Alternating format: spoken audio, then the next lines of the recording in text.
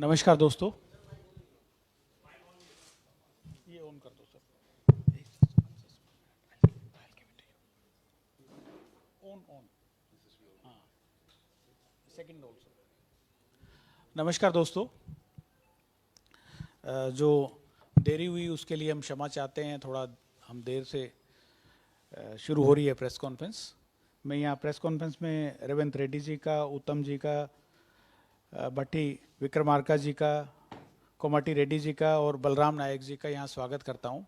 सबसे पहले मैं अनुरोध करूँगा उत्तम रेड्डी जी से, वो अपनी बात रखेंगे, उसके बाद रेवंत जी बात करेंगे।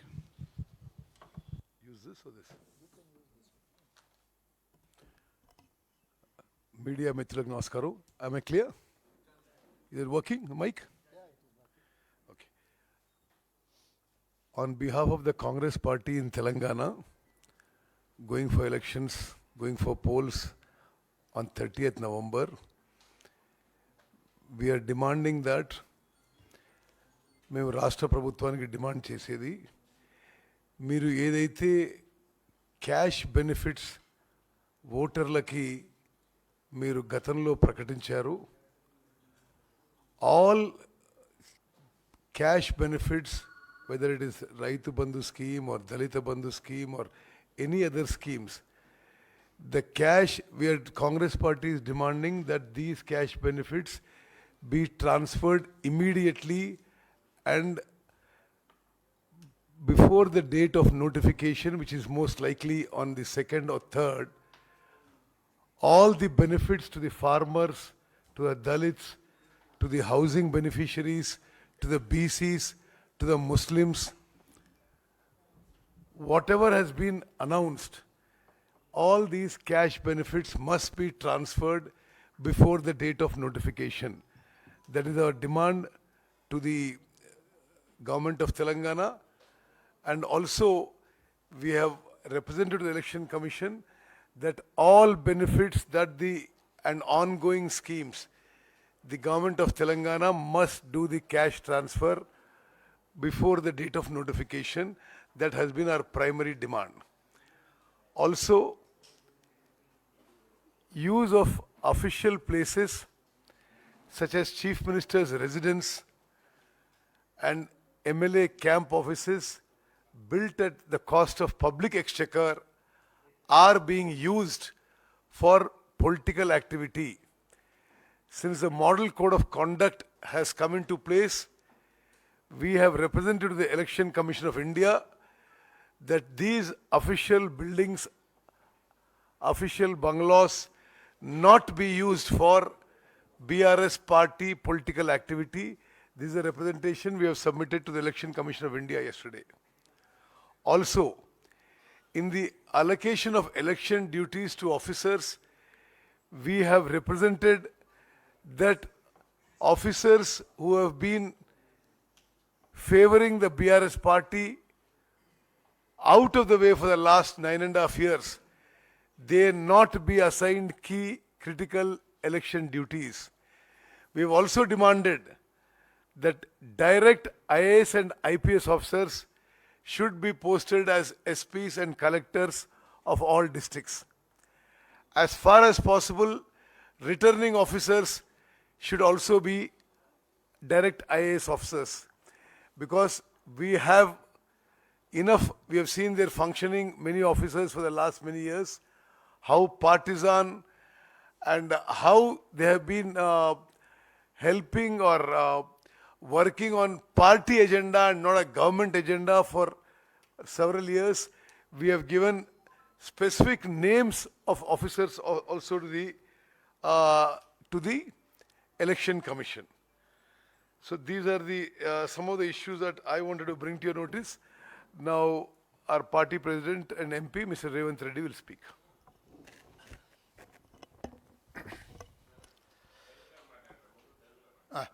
మీడియా మిత్రులకు నమస్కారం. నిన్న కేంద్ర ఎన్నికల అధికారికి కాంగ్రెస్ పార్టీ తరఫున మేము వినతి పత్రాన్ని ఇవ్వడం జరిగింది. అందులో ప్రధానంగా సంక్షేమ పథకాలకు సంబంధించిన నగదు బదిలీ విషయంలో ఒక నిర్దిష్టమైన సూచన ఎన్నికల అధికారులకు చేయడం జరిగింది.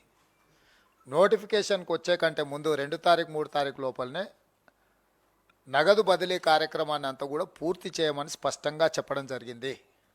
అదేవిధంగా అధికారులు రాజకీయ పార్టీ కార్యకర్తలాగా పనిచేస్తున్నారు, తక్షణమే వాళ్ళని బదిలీ చేసి అక్కడ నిష్పక్షపాతంగా వ్యవహరించే అధికారులను నియమించడం అని రెండో సూచన చేయడం జరిగింది. మూడవది, రిటైర్డ్ ఆఫీసర్స్ని వాళ్ళ బంధువులందరినీ కూడా 5 ఏళ్ల క్రితం 10 ఏళ్ల క్రితం రిటైర్ అయిపోయిన వాళ్ళని తిరిగి తీసుకొచ్చి పదవులలో నియమించి వాళ్ళను ఒక ప్రైవేట్ ఆర్మీ కింద వాడుకొని పూర్తిగా ప్రతిపక్షాల మీద దాడులు చేసే విధంగా, ఇబ్బంది పెట్టే విధంగా వాళ్ళను వినియోగిస్తున్నారు. కాబట్టి రిటైర్డ్ అధికారులందరినీ తక్షణమే ఎన్నికల అధికారులు తొలగించాల్సిందిగా పేర్లు చెప్పడం జరిగింది. అందులో ప్రధానంగా కేసీఆర్ బంధువు ప్రభాకర్ రావు గారు, వేణుగోపాలరావు గారు, నరసింహరావు గారు, రాధాకిషన్ రావు గారు, జగన్మోహన్ రావు గారు, ఆల్రెడీ డ్యూటీలో ఉన్న భుజంగరావు గారు, అదేవిధంగా దుగ్గ్యాల ప్రణీత్ రావు గారు, వీళ్ళందరూ కూడా నిజాం దగ్గర రజాకర్స్ ఉండే వాళ్ళు అని విన్నాం. ఇప్పుడు ఈ నయా నిజాం దగ్గర ఈ ప్రైవేట్ ఆర్మీని ప్రభుత్వ జీతభత్యాలతో నియమించి కాంగ్రెస్ పార్టీ మీద, అధికారుల మీద దాడులు చేయించి అక్రమ కేసులు పెట్టి నానా ఇబ్బందులకు గురి చేస్తున్నారు. డ్యూటీలో ఉన్న ఐఏఎస్ అధికారులు జయేష్ రంజను, అరవింద్ కుమార్, సోమేష్ కుమార్ లాంటి వాళ్ళు కీలకమైన శాఖలను 7-8 ఏళ్ళ నుంచి కంటిన్యూస్గా నిర్వహిస్తున్నారు. వీళ్ళు వ్యాపారస్తులను, సమాజంలో గౌరవమైన వాళ్ళని పిలిచి మీరు టీఆర్ఎస్కు ఎన్నికల నిధులు ఇవ్వాల్సిందే అని ఒత్తిడి చేయడమే కాకుండా కాంగ్రెస్ పార్టీకి అనా పైసా కూడా సహాయం మీరు అందించడానికి వీల్లేదు, వాళ్ళు మీ బంధువులైనా మీ మిత్రులైనా మీరు కాంగ్రెస్ పార్టీ శ్రేయోభిలాషులైనా కూడా అనా పైసా కూడా సహాయం చేయడానికి వీల్లేదు అని సోమేష్ కుమార్, అరవింద్ కుమార్ అండ్ జయేష్ రంజన్ ఈ ముగ్గురు అధికారులు పూర్తిగా సీఎం పేషీలో స్మితా సబర్వాల్ అండ్ రాజశేఖర్ రెడ్డి ఓఎస్డి వీళ్ళందరూ కూడా కలిసి పూర్తి స్థాయిలో రాజకీయ కార్యక్రమాలలో పాల్గొని టీఆర్ఎస్కు ఎన్నికల నిర్వహణ టీంలాగా పనిచేస్తున్నారు. వీళ్ళే కాకుండా చట్టవిరుద్ధంగా రాష్ట్ర DGP Anjani Kumar, Andhra Pradesh cadre officer, అతన్ని డీజీపీగా నియమించిందంటే out of the way is getting benefit. అందుకోసమని ఆంధ్రప్రదేశ్ కాడర్ అధికారిని సోమేష్ కుమార్ను కోర్టే తొలగించింది. ఇప్పుడు అంజనీ కుమార్ను ఎన్నికల అధికారులను నివేదిక చెప్పినాము మేము తొలగించమని. స్టీఫెన్ రవీంద్ర కూడా సర్వీస్లో ఉండి పూర్తిగా టీఆర్ఎస్ కార్యక్రమాల్లో పాల్గొంటున్నాడు. వాళ్ళిద్దరినీ బదిలీ చేయాలని కాంగ్రెస్ పార్టీ స్పష్టంగా చెప్పడం జరిగింది. సంక్షేమ పథకాలకు సంబంధించి సరైన విధి విధానాలు పాటించకుండా 8 సంవత్సరాల నుంచి రామకృష్ణారావు గారు ఫైనాన్స్ సెక్రటరీ వాళ్ళకు కావాల్సిన కాంట్రాక్టర్లకు బిల్లులు చెల్లించి టీఆర్ఎస్కు ఎన్నికల నిధులను సమకూర్చే కాంట్రాక్టర్లకే బిల్లులు విడుదల చేసి అందులో నుంచి సొమ్ములు దండుకుంటున్నారు. కాబట్టి రామకృష్ణారావు గారిని తక్షణమే అక్కడి నుంచి తొలగించమని మేము చెప్పినాం. మేము ఒక పక్కన పారదర్శకంగా ఎన్నికలు నిర్వహించమని మేము చెప్తుంటే టీఆర్ఎస్ వాళ్ళు ఒక విష ప్రచారం మొదలుపెట్టారు. కాంగ్రెస్ నాయకులు పోయి బీజేపీ బీఆర్ఎస్కు వ్యతిరేకంగా సంక్షేమ పథకాలకు నిధులను విడుదల చేయొద్దని అడ్డుపడుతున్నారు. చూసినరా కాంగ్రెస్ పార్టీ వాళ్ళు మీకు ఆపాలనుకుంటారు. మేము ఆపమంటలేము. నవంబర్ 2 తారీఖు లోపల తక్షణమే నిధులను విడుదల చేయాలని డిమాండ్ చేస్తున్నాం. నవంబర్ 3 నుంచి నామినేషన్ల ప్రక్రియ మొదలవుతుంది. కాబట్టి ఈ లోపల అధికారులు రైతు బంధు కావచ్చు, దళిత బంధు కావచ్చు, కళ్యాణ లక్ష్మి కావచ్చు, షాదీ ముబారక్ కావచ్చు, గృహలక్ష్మి కావచ్చు, బీసీ బంధు కావచ్చు, వీటన్నిటి నిధులు ఏవైతే గతంలో మంజూరైనవో నవంబర్ 2 తారీఖు లోపల నిధులను అన్నిటిని కూడా విడుదల చేయమని మేము స్పష్టంగా అధికారులకు చెప్పినాము. ఇప్పుడు కూడా తెలంగాణ ప్రభుత్వాన్ని, అక్కడ రాష్ట్రంలో బాధ్యత ఉన్న చీఫ్ సెక్రటరీని నేను డిమాండ్ చేస్తున్నాం కాంగ్రెస్ పార్టీ తరఫున, తక్షణమే నవంబర్ 2 తారీఖు లోపల ఈ సంక్షేమ పథకాలకు సంబంధించిన లబ్ధిదారులందరూ కూడా చెల్లింపులు జరగాలి. ఒకవేళ కేసీఆర్ చెల్లింపులు చేయకపోతే ఇప్పుడు తీసుకుంటే 10,000 వస్తుంది రైతు బంధు, కాంగ్రెస్ అధికారంలోకి వస్తే 15,000 వస్తుంది. ఇప్పుడు పెన్షన్ తీసుకుంటే 2,000 వస్తుంది. కానీ ఒక్క నెల వాయిదా పడ్డదంటే వచ్చే నెల మేము 4,000 ఇస్తాం. పెండింగ్ ఉన్న అన్నిటిని కూడా క్లారిటీ ఇంకా ఈ మంత్ పెండింగ్ అయింది అనుకోండి. సో ఇవాళ ఏది వాయిదాలు పడ్డా కూడా కేసీఆర్ ఎన్నికలను కాంగ్రెస్ను అడ్డం పెట్టుకొని వాళ్ళకి ఏమీ చెల్లించకుండా దాన్ని రాజకీయ ప్రయోజనాల కోసం వినియోగించుకోవాలని ప్రయత్నం చేస్తుండు. కేసీఆర్ మాయలో ఎవరు పడరు. 10 సంవత్సరాల నుంచి కేసీఆర్ మాయ మాటలు చూసినాం. హుజూరాబాద్ ఎన్నికలలో ఇల్లు తిరిగి దళిత బంధు రాసుకొచ్చారు. ఎంతమందికి విడుదల జరిగినాయి? ఆలేరు నియోజకవర్గంలో ఒక ఊరినే దత్తత తీసుకున్నాడు. దళిత బంధుకు ఊరంతా సక్కగా ఉన్నిళ్ళని గులగొట్టి అవి ఎక్కడ పోయినా మా వెంకటరెడ్డి గారు చెప్పారు. వాసాలపల్లి ఆ పరిస్థితి ఏందో. చిన్నముల్కనూరు అని కరీంనగర్లో హుస్నాబాద్లో దత్తత తీసుకున్న గ్రామం ఉంది. 10 ఏళ్ళ నుంచి పూర్తి కాలే. సో కేసీఆర్ అనేవాడు ఏ మాట చెప్పినా అది అమలు చేయడు. ఇన్నాళ్ళు ఆయన ఏదో చేసినట్టు ఇప్పుడు మేమేదో అడ్డుకుంటున్నాం అన్నట్టు కాంగ్రెస్ మీద ఏదైతే విష ప్రచారం చేస్తున్నాడో ఇది తప్పుడు ప్రచారము. ఈ తప్పుడు ప్రచారాలు కూడా కేసీఆర్ను కాపాడలేవు. ప్రజలు నిర్ణయించుకున్నారు కేసీఆర్కు గుణపాఠం చెప్పాలని.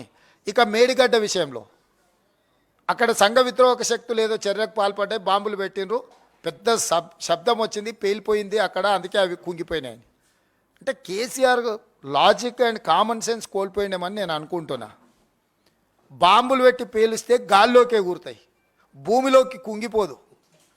ఇంత కనీస పరిజ్ఞానం 1వ తరగతి చదువుకున్నాను కూడా తెలుసు. దేంట్లోనైనా ల్యాండ్ మైన్ పెట్టినా, ఏమైనా డెటనేటర్లు పెట్టినా, ఏవైనా బాంబులు పెట్టి ఏదైనా పేలిస్తే, అసాంఘిక శక్తులు ఏదైనా పేలుడు పదార్థాలు ఉపయోగిస్తే పేలి గాల్లోకి ఎగురుతాయి, భూమిలోకి కుంగదు. మేడిగడ్డ ఎందుకు భూమిలోకి కుంగింది?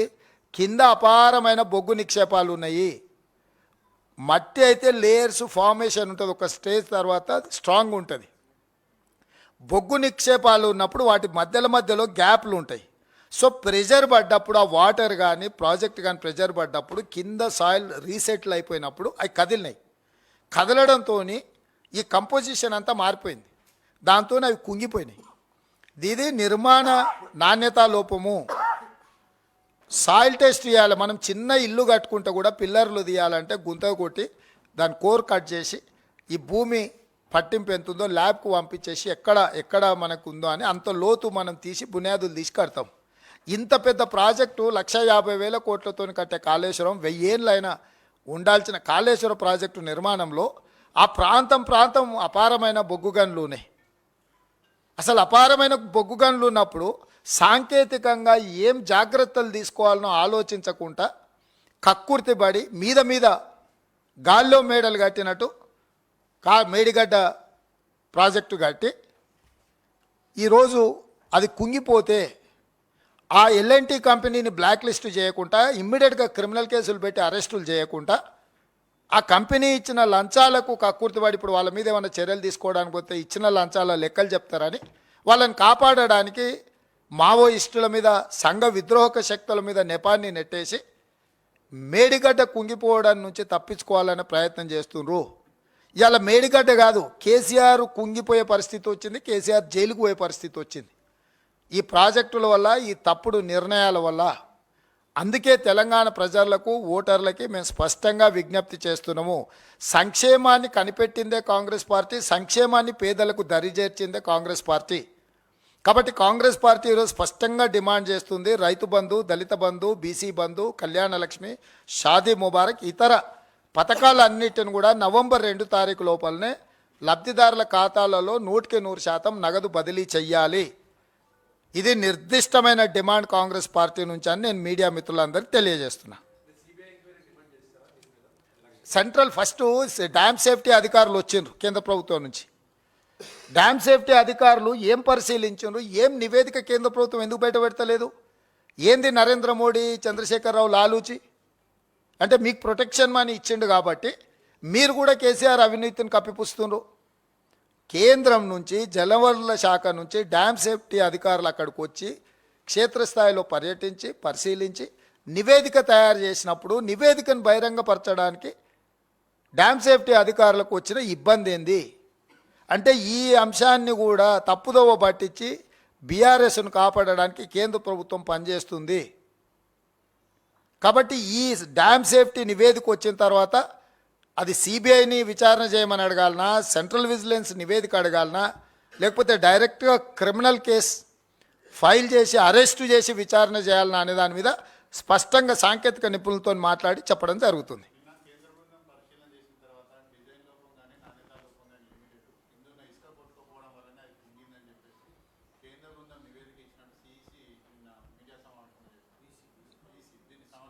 ఈసీ చెప్పిండా ఈఎన్సీ చెప్పిండా?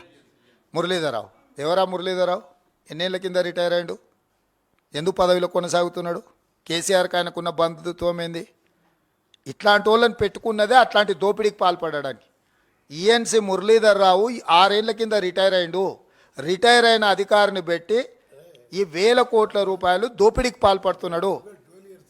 12 years బ్యాక్ అంట.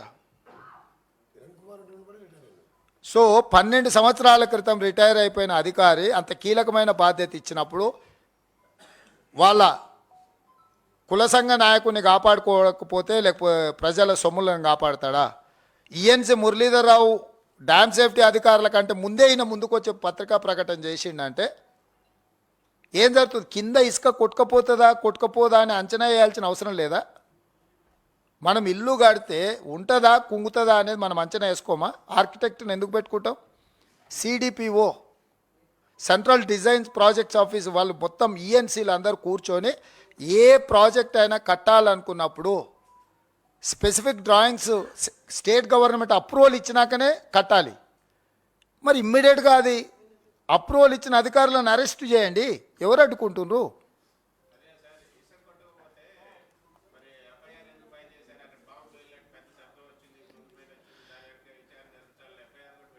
నేను అనేది అదే, వాళ్ళు ఒక రకంగా మావోయిస్టుల మీద నెట్టేసి తప్పించుకుందామని సాంకేతికంగా ఇంకొక ఇసుక కొట్టుకపోతే ప్రాజెక్టు కుంగిపోతుంది అని అంటే ఎంత నాణ్యతా లోపం ఉందో ఈఎన్సీ గారే చెప్పకనే చెప్తున్నాడు.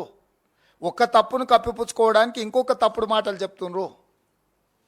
అందుకే క్రిమినల్ కేసులు పెట్టి విచారణ చేస్తే కానీ ఇట్లా మాట్లాడేటోళ్ళ మీద 3rd degree ప్రయోగిస్తే తప్ప నిజాలు బయటికి రావు.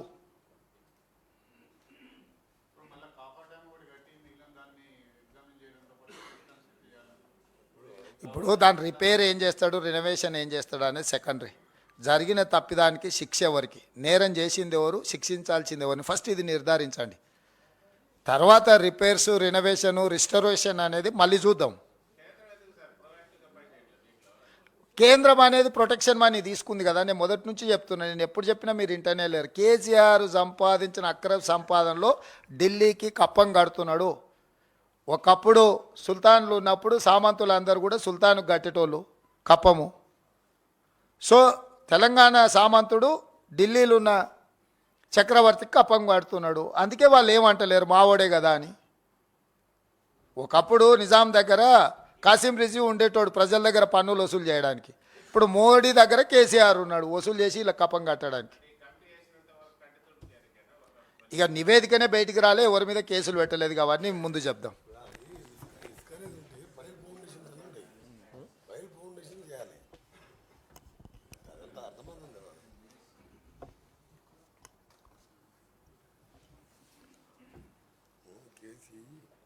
మీడియా మిత్రులందరికీ నమస్కారం. తెలంగాణ రాష్ట్ర కాంగ్రెస్ కమిటీకి సంబంధించినంతవరకు మేము చాలా స్పష్టంగా కేంద్ర ఎన్నికల అధికారులను కలిసి రాష్ట్ర ప్రభుత్వం బీఆర్ఎస్ పార్టీ రెండు కూడా రాష్ట్ర ప్రజల్ని ఏ రకంగా తప్పుదోవ పట్టిస్తూ ఉంది, రాష్ట్ర సంపదని ప్రజల కోసం కాకుండా పార్టీ ప్రయోజనాల కోసం ఎట్లా వాడుకుంటుందనేది చాలా స్పష్టంగా చెప్పాం. బీఆర్ఎస్ ప్రభుత్వం గోబెల్స్ ప్రచారం చేసుకుంటూ ప్రజలకి రైతు బంధు ఇస్తామని, దళిత బంధు ఇస్తామని, బీసీ బంధు చేస్తామని, ఇతరత్ర క్యాష్ బెనిఫిట్స్ చాలా చేస్తామని చెప్పి చివరికి ఇళ్లకు సంబంధించి కూడా చెప్పి చేస్తున్నట్టుగా భ్రమలు కల్పిస్తూ గోబెల్స్ ప్రచారం చేసుకుంటూ వచ్చారు. ఒక పక్కన చేస్తామని చెప్పే గోబెల్స్ ప్రచారం ఒక పక్కన, రెండో పక్కన మేము చేయడానికి ప్రయత్నం చేస్తూ ఉంటే మిగతా వాళ్ళు ఏదో ఆపుతూ ఉన్నారని చేసే గోబెల్స్ ప్రచారం ఒక పక్కన. ఈ రెండు కూడా అటు ప్రజల్ని ఇటు ప్రభుత్వాలని లేకపోతే ఎన్నికల సంబంధించినటువంటి అధికారులు కూడా తప్పుదోవ పట్టించే. మేము చాలా స్పష్టంగా చెప్తా ఉన్నాం, మీరు ఇచ్చినటువంటి హామీల్ని ఎన్నికల నోటిఫికేషన్ కంటే ముందు మేము త్వరగా అమలు చేయండి అని డిమాండ్ చేస్తూ ఉన్నాం. త్వరగా అమలు చేయండి అని డిమాండ్ చేస్తున్నాం. ఎందుకంటే మీరు ఇచ్చిన హామీని నోటిఫికేషన్ తర్వాత మిమ్మల్ని ఎన్నుకున్నది 5 సంవత్సరాలకే కాబట్టి ఈ కాలపరిమితి కూడా అయిపోతూ ఉంది. కాబట్టి మీరు చెప్పినటువంటి పనులను ఈ నోటిఫికేషన్ లోపలే మీరు అమలు చేయాల్సి ఉంటుంది. కాబట్టి ఈ నోటిఫికేషన్ లోపల ఈ రైతు బంధు కానీ లేకపోతే దళిత బంధు కానీ బీసీ బంధు కానీ మిగతా క్యాష్ బెనిఫిట్స్ ఏమేమి ఉన్నాయో వాటన్నిటినీ ప్రజలకు అందించండి అని డిమాండ్ చేశాం. మేము అలా చేసేటట్టుగా చూడండి అని కూడా ఎన్నికల కమిషన్కి చెప్పాం. మేము చెప్పింది ఇదైతే వాళ్ళు ప్రచారం చేసేది, గోబల్స్ ప్రచారం చేసేది ఇంకోటి చేస్తూ ఉన్నారు. అందుకే మేము చాలా స్పష్టంగా మీ ద్వారా మరొకసారి స్పష్టత ఇస్తూ ఉన్నాం. ఇచ్చిన హామీలను వెంటనే అమలు చేయండి, నోటిఫికేషన్ లోపల చేయండి. ఇదే మేము చాలా స్పష్టంగా చెప్పేది. ఇంత మించి ఏముంది.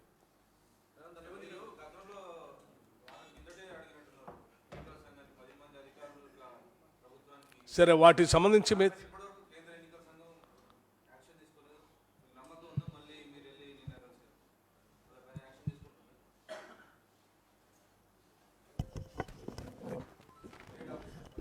ఇప్పుడు ప్రాసెస్లో ఉన్న అథారిటీకే మనం ఫిర్యాదు చేయాలి.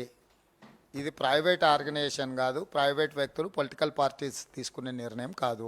ఎన్నికల అధికారులకు ఫిర్యాదు చేయడం, ఫిర్యాదును వాళ్ళు సరైన విధంగా పరిష్కరించకపోతే కోర్టుకు వెళ్ళడం అనేది 2 అంశాలు ఉన్నాయి. సో మేము అధికారులకు అందుకే మీడియా పరంగా డిమాండ్ చేసినాం, ప్రత్యక్షంగా కలిసి కంప్లైంట్ చేసినాం. వాటి మీద వాళ్ళ చర్యలను బట్టి మా తదుపరి కార్యాచరణ ఉంటుంది.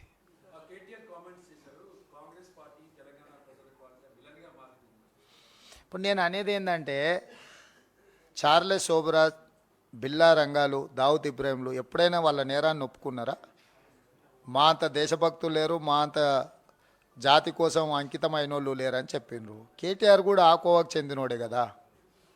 హరీషు, కేటీఆర్, చంద్రశేఖరరావు అనేట ఆయన ఓ బిల్లా రంగా, ఓ చార్లెస్ శోభరాజ్ లాంటి వాళ్ళు ఎప్పుడు కూడా ప్రజల పక్షాన ప్రతిపక్షాలు లేవనెత్తుతున్న అంశాలకు సమాధానం చెప్పరు, ఎదురుదాడి చేస్తారు. కాంగ్రెస్ ఏం చేసిందని 10 ఏళ్ళ నుంచి నువ్వు ఉంటే కాంగ్రెస్ ఏం చేస్తుంది? కాంగ్రెస్ డిమాండ్ చేస్తుంది, కాంగ్రెస్ డిమాండ్ చేస్తుంది. పాలకపక్షం నిర్ణయాలు తీసుకోవాలి, పరిపాలన చేయాలి, ప్రతిపక్షాలు సలహాలు సూచనలు ఇవ్వాలి, అవసరమైతే నిరసనలు, ధర్నాలు, రాస్తారోకోలు బందులు చేయాలి.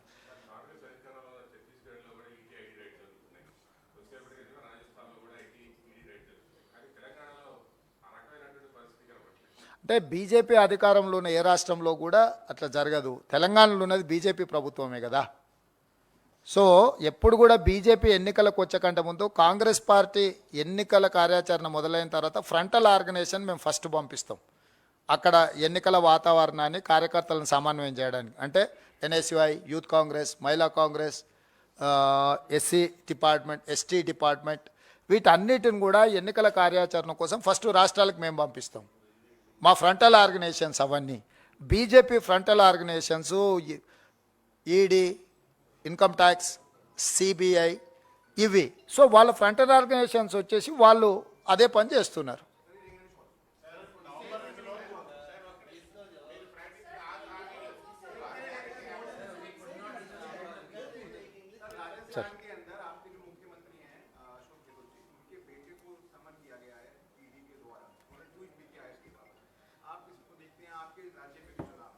मैं एक ही बात का साफ कहना चाहता हूँ, कल हम लोग इलेक्शन कमीशन ऑफ इंडिया से मिले.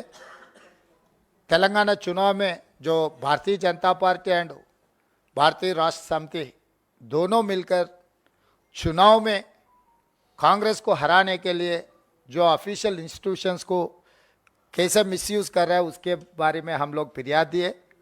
पर्टिकुलर इन ऑफिसर्स 6 साल से, 7 साल से, 8 साल से एक ही जगह में है. वो ऑफिसर लोग वहाँ पर बिजनेस सेक्शन को बुला दे के बीआरएस को इलेक्शन फंड्स देने के लिए, और रिटायर्ड हो गए सो ऑफिसरों को like Prabhakar Rao IPS officer, Venugopal Rao, Jaganmohan Rao, Narasimha Rao, Radha Kishan Rao, Bhujanga Rao, Duggyala Praneeth Rao, ऐसे सब सारे केसीआर रिश्तेदारों को, उसमें से ज़्यादा लोग 8 साल 10 साल पहले रिटायर हो चुके हैं। रिटायर्ड ऑफिसर्स को लेकर रेगुलर पोस्टिंग देके अपोजिशन पार्टी को सताने के लिए, केसेस लगाने के लिए, हरासमेंट के लिए they are working like private army. इनके बारे में भी हम लोग फिरियाद दिए। और मीडिया एंड एडवर्टाइजमेंट्स विंग, तो पॉलिटिकल पार्टी ओन मीडिया है तेलंगाना में। केसीआर का खुद का टी न्यूज़ चैनल है, नमस्ते तेलंगाना पेपर है, तेलंगाना टुडे, ऐसे बहुत सारे चैनल्स पेपर्स केसीआर का खुद का है, बीआरएस पार्टी का।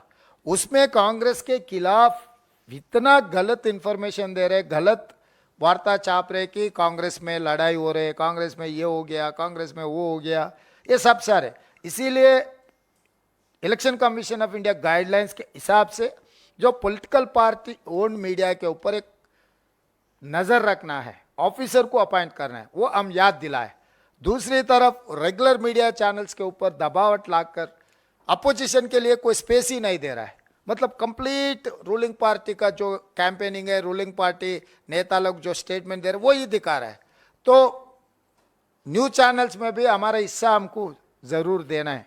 We are principal opposition party, we have to get our own share.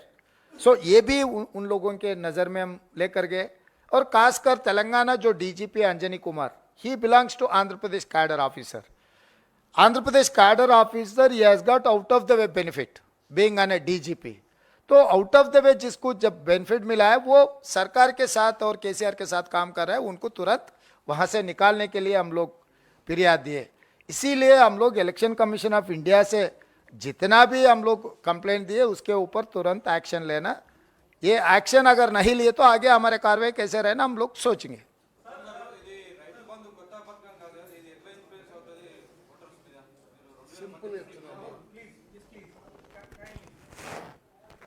जब क्वेश्चंस पूछ रहे हैं तो एक एक करके क्वेश्चन पूछिए प्लीज। చాలా సింపుల్గా చెప్తున్నాము.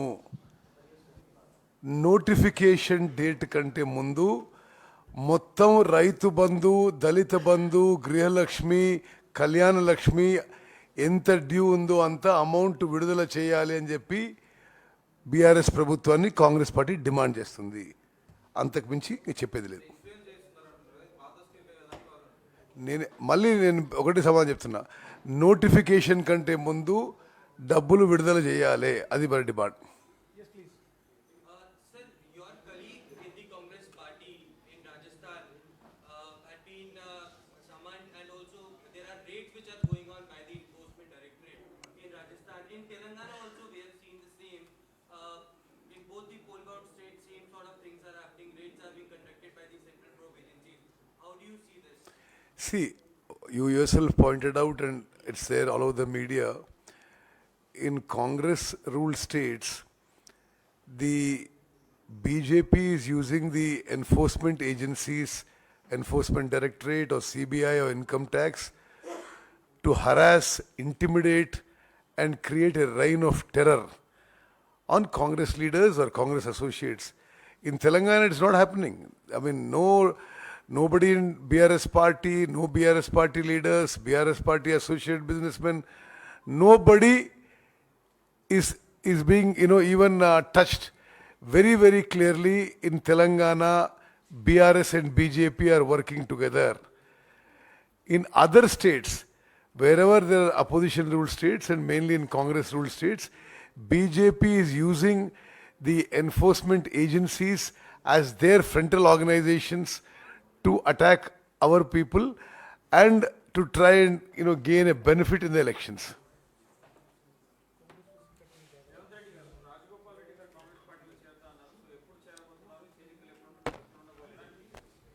చేరతా అన్నారని వారే చెప్పిండ్రు. ఎప్పుడు చేరేది కూడా వారే చెప్తారు. వారికి ఆ పూర్తి స్వేచ్ఛ కాంగ్రెస్ పార్టీ ఇచ్చింది. వారు ఎప్పుడు చేరాలనుకుంటే అప్పుడు చేయవచ్చు.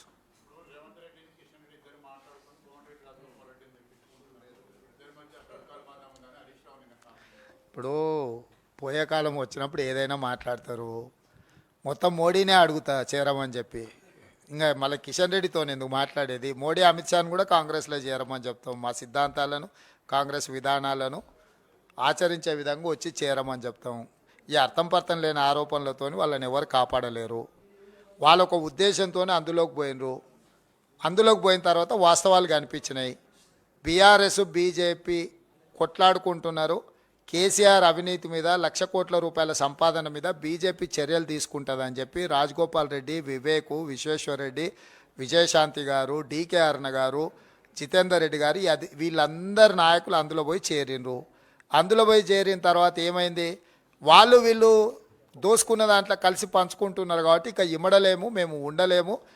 ఇప్పుడు ప్రత్యామ్నాయం కాంగ్రెసే, కాంగ్రెస్తో మేము కలిసి పనిచేస్తాం. మేము యాక్చువల్గా సిద్ధాంతపరంగా కాంగ్రెస్ వాదులం, కానీ రాష్ట్రంలో జరుగుతున్న అవినీతిని నిలువరించడానికి బీజేపీతో చేరమన్నారు. వాళ్ళు ఎవరు బీజేపీ సిద్ధాంతాలను ఆకర్షించి పోలే. కేంద్రంలో అధికారంలో ఉన్నారు కాబట్టి కేసీఆర్ అవినీతి మీద చర్యలు తీసుకుంటారని వాళ్ళు వెళ్ళినరు. కానీ అవినీతిలో వాళ్ళు కూడా భాగస్వాములు అని తెలిసిన తర్వాత వాళ్ళు వెనక్కి వస్తున్నారు. నేను ముందే చెప్పిన, కాంగ్రెస్లోకి రావాలనుకున్న వాళ్ళను సాదరంగా ఆహ్వానిస్తున్నాం. వాళ్ళ స్థాయిని బట్టి డెఫినెట్గా పార్టీ వాళ్ళకు అవకాశాలు, హోదా ఇస్తుంది. See, I'll just finish the same thing for national media. 1 minute, just 1 minute. Let me finish. See, for the national media, please bear in mind, this Medigadda barrage sinking is actually something that is of a national disaster. A lakh of crores have been spent on it. And is the state or central governments acting with the alacrity and the seriousness of such a huge dam? Somebody says because the sand under it is shifting, then they make some false allegations that, or something, try to create speculation that there was some blast somewhere. These dams are supposed to have a life of more than 100 years. They're supposed to withstand earthquakes on a Richter scale of 8, 9. And they're giving some very silly excuses for their negligence, for their corruption. And the national media should note that we've been saying this for the last 9.5 years, that the KCR government is the most corrupt government in the country. It is proven today by the poor quality of the Medigadda barrage, and it is astonishing that the central government doesn't find it appropriate to move faster than what they're doing. Thank you. Telangana में आप लोग left से गठबंधन करने वाले हैं और कितनी सीटें देने को? तेलंगाना में लेफ्ट से गठबंधन करेंगे क्या आप उनके साथ मिलकर चुनाव लड़ेंगे? और वो 10 सीटों की मांग कर रहे हैं. हमारा चेयरमैन साहब बोलने वाले. See, left parties are our valued, respectable India and alliance partners. And definitely CPM and CPI, both of them are national parties. And the alliance and seat sharing and all those things will be decided by our national party leadership. And their national party leadership and our national party leadership, both of them are in touch with each other. At an appropriate time, we will be definitely announcing the seat sharing and number of seats, how many of what selection? No, the selections and all that, selections, we have an established procedure. State election committee, screening committee, and central election committee. You know that the screening committee is over and central election committee meetings are taking place. Very soon, I think our national party will be announcing the list. Thank you. अध्यक्ष जी, आप कह रहे हैं कि BJP और जो सत्ताधारी दल है दोनों मिलकर कांग्रेस को वहां हराना चाहती है, लेकिन लाइव टीवी डिबेट में जो केसीआर की पार्टी के विधायक हैं वो बीजेपी के नेता पर हमला कर देते हैं, और जो बीआरएस के मंत्री हैं केटी रामाराव, वो ये क्यों बार बार कहते हैं कि कांग्रेस आजमाई हुई पार्टी है, देखी हुई पार्टी है, इसलिए कांग्रेस के झांसे में वोटर ना आए? ऐसा कहने के पीछे क्या उनकी लाचारी है? तो मैं एक बात साफ कहना चाहता हूं, अगर कांग्रेस कोई मैदान में कांग्रेस का कुछ है नहीं है तो इतना डर क्यों? केसीआर और केटीआर बार बार कांग्रेस के खिलाफ क्यों बोल रहे? और बीजेपी बीआरएस दोनों के बारे में बात कर रहे. अब तीसरे दोस्त को आप भूल जा रहे conveniently. BJP BRS MIM, that is one gang. चड्डी गैंग। तो ये चड्डी गैंग वाला तीनों मिलकर तेलंगाना को लूटने के लिए कोशिश कर रहा है। वो कुछ कहावत है ना, हाथी का दांत खाने का लगे दिखाने का लगे। तो इस अलायंस में कुछ लोग सामने दिखते, कुछ लोग पीछे रहते। तो इसीलिए हम लोग साफ साफ कहना चाहता है कि इंडिया कूटमी को हराने के लिए, खासकर इन तेलंगाना कांग्रेस को हराने के लिए तीनों एक एक तरीका से चुनाव लड़ने के लिए कोशिश कर रहे हैं। जो कर्नाटक में हुआ, हम कर्नाटक चुनाव से पहले हम कहा था बीजेपी और जेडीएस दोनों का गठबंधन है, इसीलिए अलग अलग चुनाव लड़ रहा है। एमआईएम भी कुछ सीटों में चुनाव लड़ने के लिए कोशिश कर रहे हैं। तो एंटी इनकम्बेंसी सरकार के खिलाफ जो वोट है, उन लोगों में वोट काटने के लिए ये तरीका से चुनाव लड़ रहे हैं। असेंबली होने के बाद पार्लियामेंट इलेक्शन में वो दोनों वो पार्टियों का गठबंधन होने वाले। आज वही साफ साफ दिख रहा है आंखों के सामने, JDS and BJP together they are going to contest parliament election. It is similar in Telangana. अभी असेंबली चुनाव में बीआरएस बीजेपी अलग अलग चुनाव लड़ेंगे। असेंबली खत्म होते ही उन लोगों का गठबंधन हो जाने वाले। सीट भी बांट लिए, 7 seat BJP, 9 seat BRS, 1 seat MIM. तो ये पूरा उन लोगों का चर्चा भी हो गए, गठबंधन भी हो गए। आगे आपको पता लगेगा कि जनवरी फरवरी में। रेवंत साहब, आपके जवाब में मेरे सवालों का भी जवाब था, पर उसमें मैं एक एक्सटेंशन पूछ लेती हूँ आपसे। There are no permanent enemies and friends in politics जैसे, क्या आपको लगता है कि आप इस बात की गारंटी देते हैं कि कहा जा रहा है नेक टू नेक फाइट है आपकी और बीआरएस की, तो कहीं एआईएमआईएम के साथ आप लोग नजर नहीं आएंगे अगर जरूरत पड़ी सरकार बनाने की तेलंगाना में, क्योंकि काफी मुश्किल हालात में आप वहां तक पहुंचेंगे? और दूसरा कि लोकसभा का भी जिक्र किया, तो क्या आप इस बात की भी गारंटी देते हैं कि किसी भी तरह से इंडिया पार्टीज बीआरएस के साथ नहीं नजर आएंगी? क्योंकि कई इंडिया पार्टीज के दल बहुत करीब हैं बीआरएस के से, चाहे वो नीतीश कुमार हो या अखिलेश यादव। मैं ये 2 चीजों के लिए मैं साफ साफ कहना चाहता हूं। अब 40 साल चुनाव का जो रिजल्ट आया वो रिजल्ट देखो। तेलुगु स्पीकिंग स्टेट्स में कोई ऐसे हंग असेंबली देना, नहीं तो कम मेजॉरिटी देना, कुछ होता ही नहीं। आप 1983 से लेकर till 2023 40 years of Telugu speaking states, they've never given hung assembly. That is why I'm making my statement on record. We are going to form the government with 2/3 majority. तो आप कोई चिंता करने का जरूरी नहीं है। हम लोग एमआईएम के साथ जाएंगे, एमआईएम के साथ और बीजेपी के साथ कांग्रेस को तो वो सवाल ही नहीं है। और असदुद्दीन ओवैसी उनके बड़े भाई अमित भाई को छोड़कर हमारे कने क्यों आएंगे?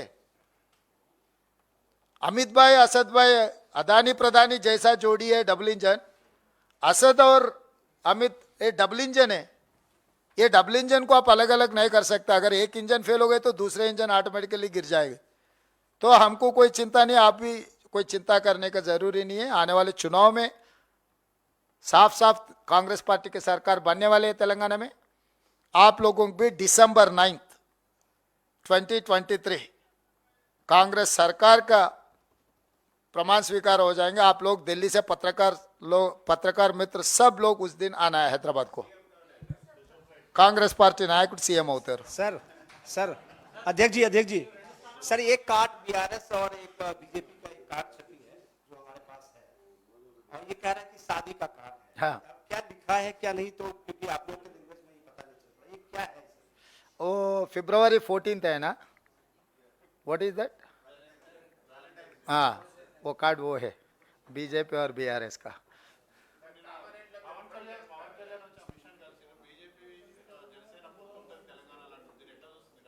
ఎట్లా చూడం, వాళ్ళు ఎట్లా అనుకుంటున్నారో అట్లనే చూస్తాం। కేఏ పాలను కూడా కలుపుకుంటే బాగుంటుందని అనుకుంటున్నాం వాళ్ళతో పాటు।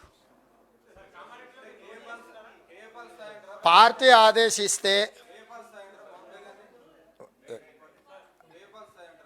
నేను అవన్నీ అనట్లేదు। పొత్తులా కలుస్తున్నారంటే చాలా మందిని కలుపుకోవచ్చు అని సూచన చేసిన। కామారెడ్డి విషయానికి వస్తే కొడంగల్లో 2009 తెలంగాణ ఉద్యమం జరుగుతున్నప్పుడు తెలంగాణ రాష్ట్ర సాధన కోసం చంద్రశేఖరరావు గారు మహబూబ్ నగర్ పార్లమెంటు నుంచి ఎన్నికల బరిలో దిగిండు, అక్కడి ప్రజలు ఓటేసి గెలిపించిండ్రు. తెలంగాణ రాష్ట్రం వచ్చిన తర్వాత 10 సంవత్సరాల అత్యధికంగా మహబూబ్ నగర్ జిల్లా ప్రజలకు మేలు జరగవలసి ఉండే. చంద్రశేఖరరావు గారు పూర్తి స్థాయిలో పాలమూరు జిల్లాను పసిడి పంటలతోనే అభివృద్ధి చేసిన అంటుండు. నువ్వు చెప్పింది నిజమైతే కొడంగల్ శాసనసభ నియోజకవర్గంలో మన ఇద్దరం ఎన్నికల బరిలో తలపడదాము, మీరు కొడంగల్కు రాండి అని పిలిచిన. ఎందుకంటే మహబూబ్ నగర్ పార్లమెంట్లో కొడంగల్ అసెంబ్లీ కూడా ఒక భాగము. కేసీఆర్కు సూటిగా నువ్వు నిజంగానే తెలంగాణలో ఉన్న మహబూబ్ నగర్ జిల్లాను అభివృద్ధి చేసి ఉంటే కొడంగల్ నుంచి ఎన్నికల క్షేత్రంలో మన ఇద్దరం కొట్లాడదాం, నువ్వు రమ్మని నేను సవాలు విసిరినా. ఒకవేళ ఆయన రాలేదనుకో, పార్టీ నన్ను ఆదేశించింది అనుకో, కేసీఆర్ వస్తలేడు కాబట్టి నువ్వే కేసీఆర్ పోటీ చేసే కామారెడ్డికి వెళ్ళమని నాకు ఆదేశాలు ఇచ్చినా, మా సిఎల్పి నాయకులు బట్టి విక్రమార్క గారికి ఆదేశాలు ఇచ్చిన, పార్టీ ఆదేశాలను శిరస వహించడము కాంగ్రెస్ పార్టీ కార్యకర్తలుగా మా బాధ్యత. బట్టి గారైనా రేవంత్ రెడ్డి గారైనా పార్టీ ఆదేశిస్తే అది కామారెడ్డి అయినా సిరిసిల్ల అయినా తండ్రి కొడుకులను చిత్తుగా ఓడించడానికి మేమిద్దరం సిద్ధంగా ఉన్నాం. ఇక చెరొక చోట చేస్తామా ఎట్లా చేస్తాం అనేది పార్టీ ఆదేశాలు. కేసీఆర్ మీదనే 2 సీట్లు ఉన్నాయి, గజ్వేల్ ఒకటి, కామారెడ్డి ఒకటి. रेवंत जी, कर्नाटक क्योंकि दक्षिण भारत का एक बड़ा राज्य है जहां पर कांग्रेस ने अपनी सरकार बनाई और 5 गारंटीज कहते हैं कि बड़ी एक अहम भूमिका रही उन 5 गारंटीज की। तेलंगाना में क्योंकि बीआरएस की सरकार है और वहां पर इस तरह की अलग अलग गारंटीज ऑलरेडी सरकार ने वहां दी हुई हैं, तो यहाँ पर तेलंगाना में क्यों लगता है कांग्रेस पार्टी को कि लोग चुनेंगे, बीआरएस को यहाँ पर नकार देंगे? ऐसा क्या आपको लगता है? हर प्रोडक्ट के लिए एक गुडविल, केसीआर का जो भी गुडविल है वो खत्म हो चुके हैं और केसीआर ने जो भी वेलफेयर या डेवलपमेंट जितना प्रचार किए सरकार पैसों से ग्राउंड पे उतना लागू नहीं किए। इसीलिए आज के तारीख में जो तेलंगाना हासिल करने के बाद 2 बार मौका दिया केसीआर को मुख्यमंत्री बनने के लिए, बीआरएस सरकार चलाने के लिए 10 साल में 22,75,000 करोड़ तेलंगाना सरकार के बजट है 10 साल के। मगर वेलफेयर में कहीं पर डबल बेडरूम घर, दलित को 3 एकड़, किसानों के कर्जा माफी, किसी में भी केसीआर कामयाब नहीं हुए। इसीलिए हम लोग 6 गारंटी लेकर श्रीमती सोनिया गांधी जी सितंबर 17 को 6 गारंटियों के बारे में हैदराबाद में बहुत बड़ा जलसा, पूरा हिंदुस्तान में चिदम्बरम जी ये कहा 50 साल में कभी मैं इतना बड़ा जलसा नहीं देखा। This is one of the best performance, and 18 years to 25 years age group was more than 40-50%. This is what Chidambaram ji has made in a statement. That is for us an appreciation. तो ये तरीका से हम लोग चुनाव लड़ने के लिए जा रहे हैं। केसीआर एंड केसीआर परिवार ने तेलंगाना को लूट लिए, इसीलिए उन लोगों के ऊपर भरोसा टूट गए। अभी लोग उन लोगों को हराने के लिए इस चुनाव में वोट देने वाले हैं, कांग्रेस की सरकार बनने वाले जैसे कर्नाटक में बना है। Revan ji, last question, Revan ji, what is the difficulties in seat sharing between Congress and left? Did they ask any important sitting seats from Congress? मेरा दोस्त ये जवाब देने वाले हैं। No, I've question to already Revan ji. answered. I've already answered about on that. No, what is the difficulties? Did they ask any important There is sitting seats? there is nothing. See, the deliberations are taking place. Thank you very We'll much. announce it at appropriate time.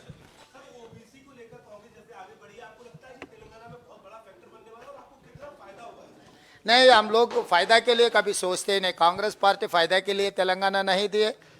OBC census जो गिनती करने के लिए हम लोग जो कदम उठाए, this is social reform, this is not political reform, और we are not going to expect any political benefit out of this census OBC. డెఫినెట్గా చర్చలు జరుగుతున్నాయి, కాగానే ఫస్ట్ మీకే చెప్తాం. ధన్యవాదాలు.